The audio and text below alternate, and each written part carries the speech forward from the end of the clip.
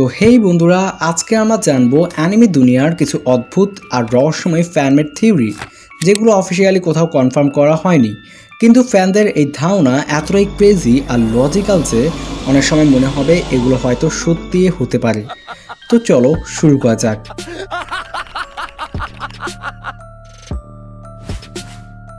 Theory number 1, from Pokemon. Pokemon দেখার সময় কি কখনো ভেবে দেখেছো অ্যাশ কেন এত বছরেও বুড়ো হয় না?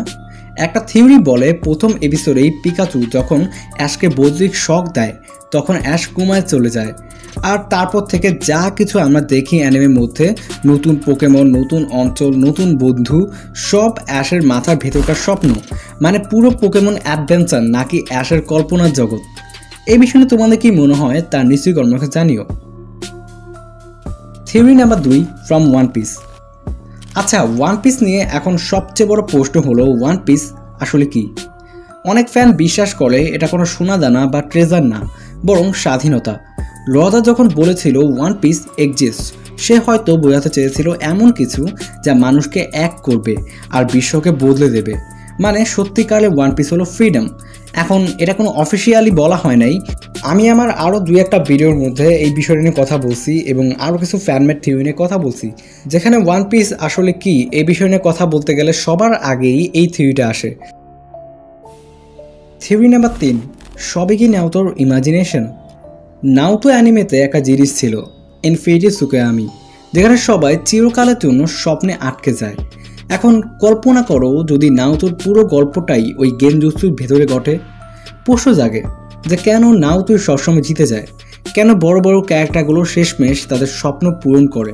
সবই হয় কারণ এটা আসলে একটা স্বপ্নের দুনিয়া। মানে আমরা যা দেখেছি সবই হতে পারে একটা ইমাজিনেশনের দুনিয়া। থিওরি নাম্বার 4, এল কখনো হারে নাই।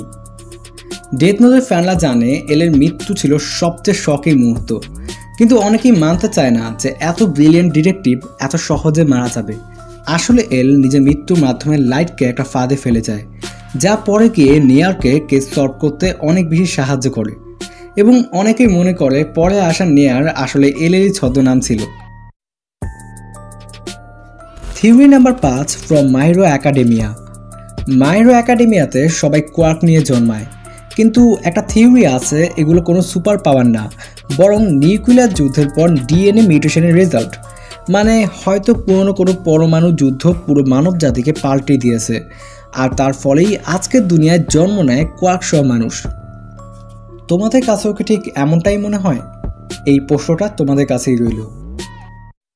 তো এগুলোই ছিল অ্যানিমে দুনিয়ার কয়েকটা মাইন্ড ব্লোয়িং ফ্যান থিওরি। তোমার কাছে কোনটা সবচেয়ে বেশি ইন্টারেস্টিং মনে হলো কমেন্ট বক্সে নিশ্চয়ই জানিও।